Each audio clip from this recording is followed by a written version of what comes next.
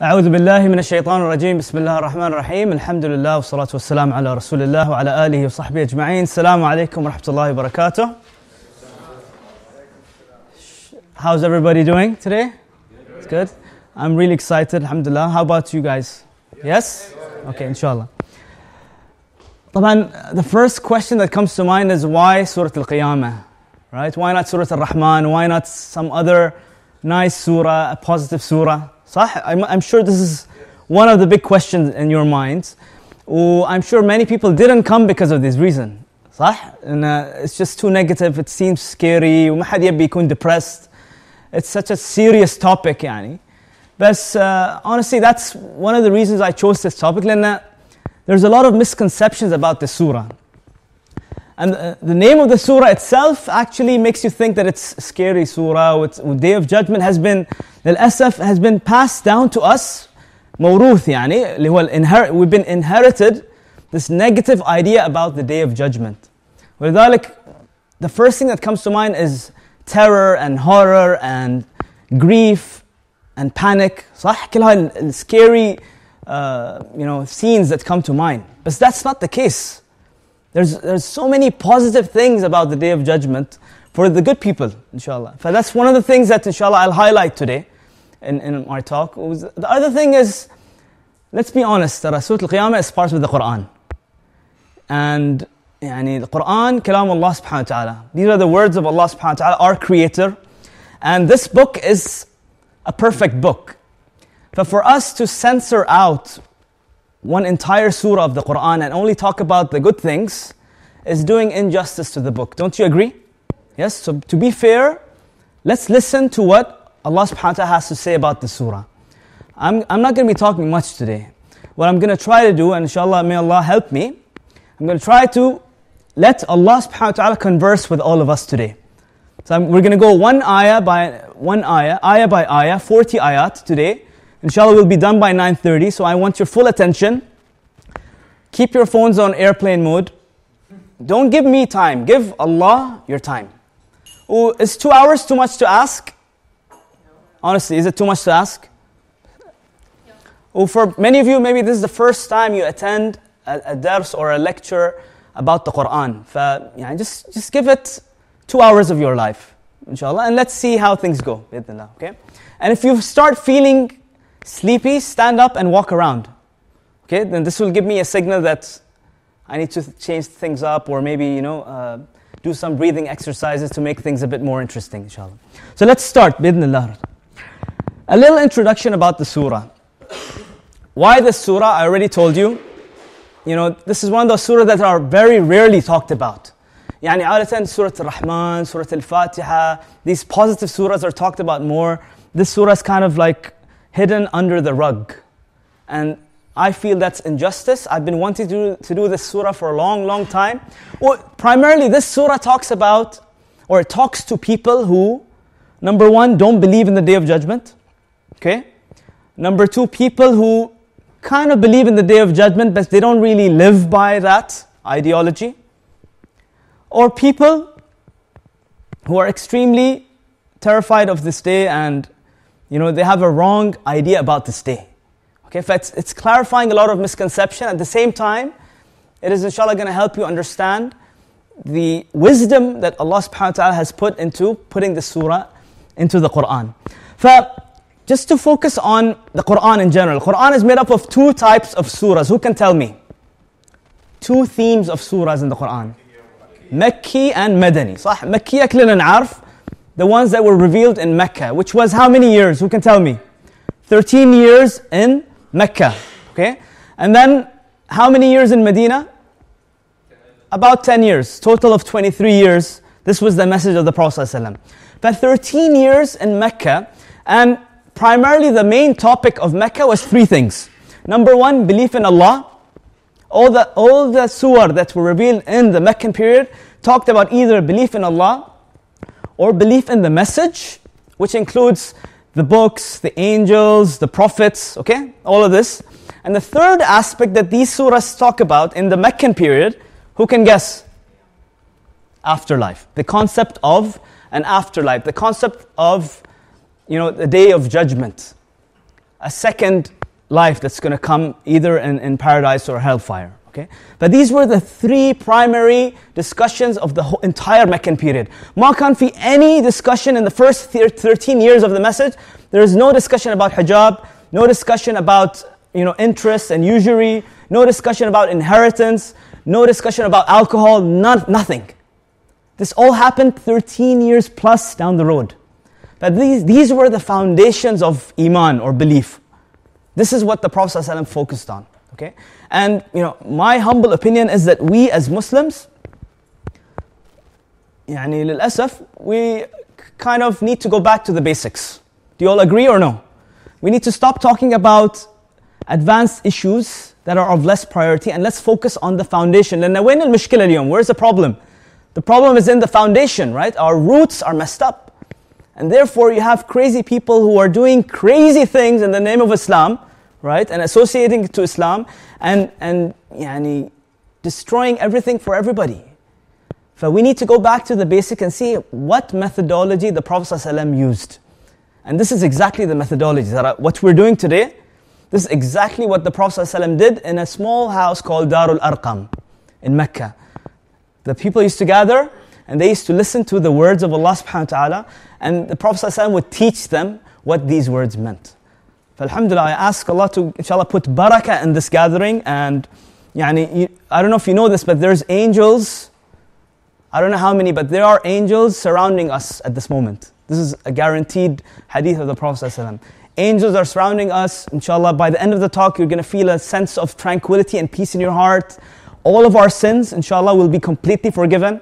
These are all some of the perks that come with such gatherings, inshallah. Okay? We all know that there's this topic of Qiyamah and Akhirah and the grave and the punishments of the grave. These are all kind of like restricted, R-rated issues in the Quran that we sometimes tend to shy away from. We try not to talk about it. Hatta lama, like non-Muslims ask us about Islam and about these ayat, do we know how to answer them? We don't have an answer, صح? We don't understand our book. We don't understand the Quran. And inshallah, so inshallah, by the end of today, you will understand a little bit more about these meanings. Qiyamah is not only about the losers. For your information, the Day of Judgment will also be an amazing and happy and bright and enjoyable day for who? For the believers, al-mu'mineen, the believers. Why would Allah subhanahu wa ta'ala make them go through all that terror and all that horror? صح? So the believer will have an amazing time. They will be under the shade of Allah subhanahu wa ta'ala, and they will be chilling with their friends and their families, and they're going to have amazing weather, and they're going to be escorted by angels to a very peaceful place. I'm talking about the Day of Judgment. But not all of it is horror. There's so many amazing things about the Day of Judgment for the believers. But let's be fair. Let's see both sides of the coin. And the Quran talks to both. By the way, as we go through the surah today, I'm going to try to explain how a believer reacts to these ayat and how a disbeliever reacts to these ayat. Okay? Because it's talking to everybody. Primarily the Quran, when it was revealed, and by the way, Surah Al Qiyamah is a Meccan surah. Who was it primarily talking to? Mini Gulli. Kuffar Quraysh, okay? And primarily it was being revealed to who? The Prophet ﷺ, okay? But it's been addressed to the Prophet ﷺ. And the Prophet ﷺ is reciting these words to who? To the Kuffar of Quraysh. And who else? Al-Mu'mineen, the believers, okay? And today we are also the audience of the surah. Okay, so there's 4 audiences. You have to keep this in mind as we go along these ayat. Yawm al-Qiyamah, and this surah has a lot of mercy in it. We should all be thankful that Allah subhanahu wa ta'ala named a surah by Surah Al Qiyamah in the Quran. Who can tell me why? Why is this surah a gift for us? How can this surah, this scary title, be a gift for us? Very simple. Allah subhanahu wa ta'ala is warning us in advance of a danger that's about to come. Why would a teacher warn his students about a very tough exam? So they can be prepared. So they can be prepared, right? So does that make the teacher nice or not nice?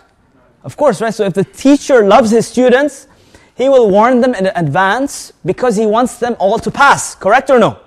Similarly, Allah subhanahu wa ta'ala, remember my words, Allah subhanahu wa ta'ala created every single human being, not only Muslims, every single human being, Allah subhanahu wa ta'ala created them to enter paradise. Well, there is a house in Jannah, in paradise, with every single human being's name on it.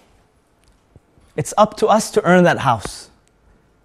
That's why Allah subhanahu wa ta'ala sent down the angels and the prophets and the books so that He could guide us to earn our place in paradise.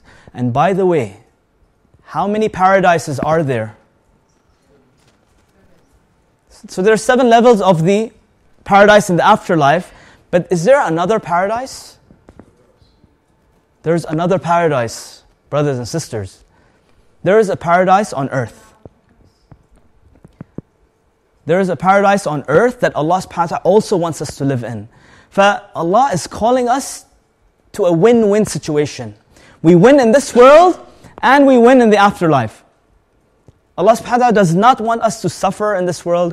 He doesn't want us to go through poverty and disease and sickness and family problems and all sorts of psychological issues. He does not want us to go through that. And He has promised that if we follow this book and we follow His guidance, we will be on the path of happiness.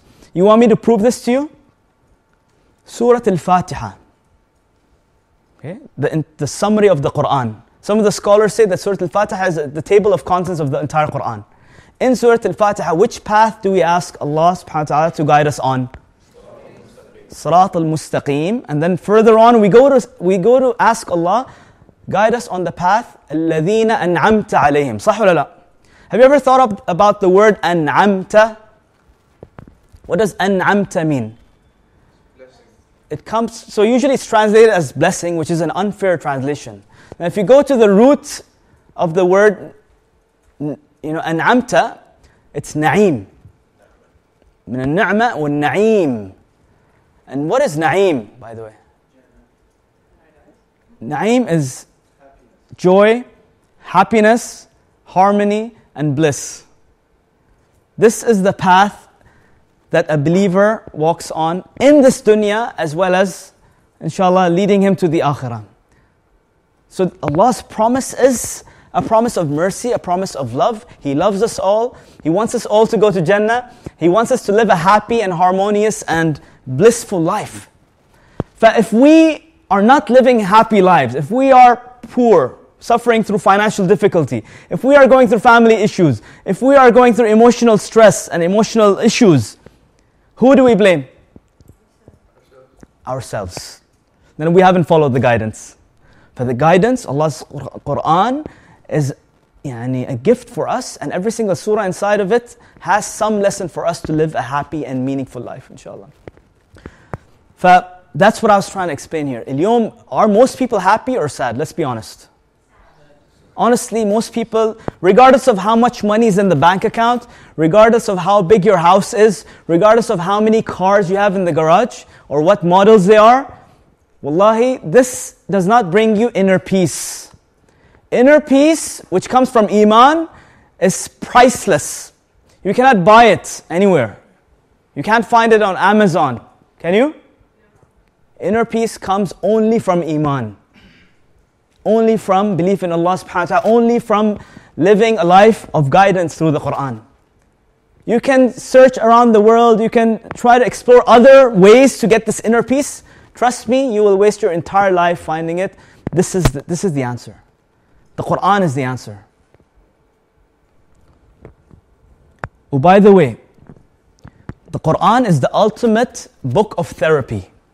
A lot of us have issues going on in our lives. Okay, we're not happy, we're stressed out, we're sad, we have issues, anger, hasad, family issues. The Quran is your ultimate book of therapy. And when it comes to balance and to be fair with the Quran, Allah subhanahu wa ta'ala teaches us to have a balance between 3 things. Number 1, which is like this bird here. One wing is the wing of hope, of Allah's mercy. And the other wing is the wing of fear. And what's the face of the bird? Who can tell me? So we have hope, We have fear, and what's the face? Love. The essence of our relationship with Allah subhanahu wa ta'ala is a relationship of love. Okay? Well, by the way, fear, if you ask any psychology expert, he will tell you that fear is a negative emotion. Isn't it true? So how can fear be positive? That fear is extremely bad for your health. If you have fear in your heart, you are going through issues in your life. How can the Quran be therapy as well as fear? One of the problems is that we haven't understood what fear of Allah means. Then we watch too much horror movies, صح? Paranormal Activity or The Saw and all these scary movies where we think that fear of Allah means being scared of Allah subhanahu wa ta'ala, being scared of seeing Him. كأن أعوذ بالله يعني Allah has a stick or a whip and He's waiting to punish us all. Is that true of Allah subhanahu wa ta'ala? No. Okay. Allah, His essence of our relationship with Him is an essence of mercy and love. But what does fear of Allah mean? Then it's in the Quran. Khashyatullah. It's in the Quran, taqwa. What does fear of Allah mean? Similar to the relationship we had with our parents. When we were kids, did we in a way fear our parents sometimes? When did that happen? Was it fear of them punishing us? What was it a fear of? Who can tell me? Think about it. Very good. Fear of disappointing them. Fear of not living up to their expectations. صح ولا لا? Now they have expectations of us. Similarly, Allah subhanahu wa ta'ala has expectations of us. And this fear that Allah wants us to have is a fear not of Allah. Fear of not living up to the expectations of Allah. And a fear of distancing away from Allah subhanahu wa ta'ala. Because who is the loser? The one who distances himself from Allah subhanahu wa ta'ala or the one who gets closer to Allah subhanahu wa ta'ala? The one who gets distanced, okay? But that's the fear we should have. Anything that we do to take us away from Allah subhanahu wa ta'ala, we should be afraid of doing that. But it's not a horror scene.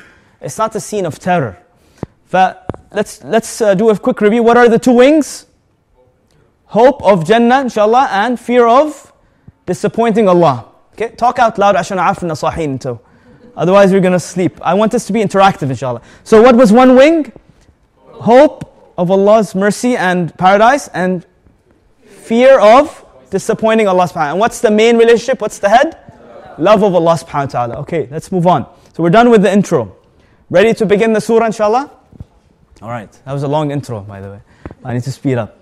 But this surah is split into 5 parts. Okay, part 1 will talk about the concept of denial, the concept of denying this Yawm Al Qiyamah, the day of judgment and afterlife. Part 2 will talk about the scene of the day of judgment. Okay, part 3 is going to talk about the Savior on the day of judgment. Part 4 is going to talk about 2 groups, the final 2 groups of the day of judgment.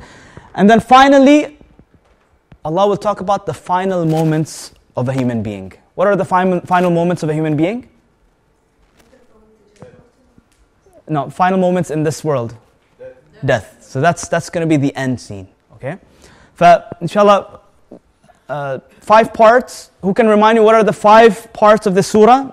Part 1, denial. Part 2, the scene. Part 3, Savior. Part 4, 2 groups. Part 5, the final moments. Okay, let's start with denial. أعوذ بالله من الشيطان الرجيم بسم الله الرحمن الرحيم. Allah subhanahu wa ta'ala starts by saying, لا أقسم بيوم القيامة. Okay? Why did he start with La? Think about it. Who is this Quran being addressed to? To disbelievers. And disbelievers had different ideas about the concept of afterlife. بالنسبة لهم, afterlife, some of them said that, you know what? There is no day of judgment. We just die and that's it.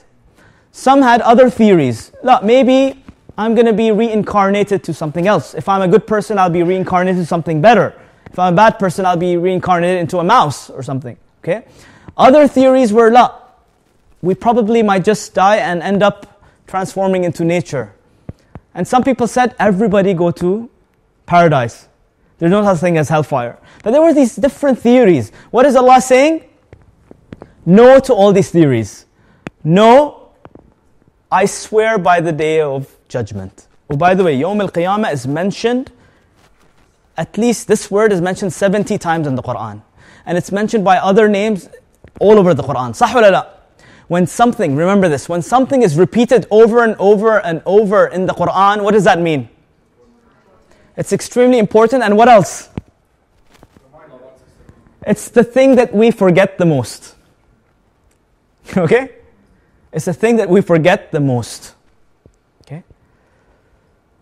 Yawm al-Qiyamah is one of the things that we forget the most. Therefore, Allah keeps repeating them. So He's swearing by the Day of Judgment.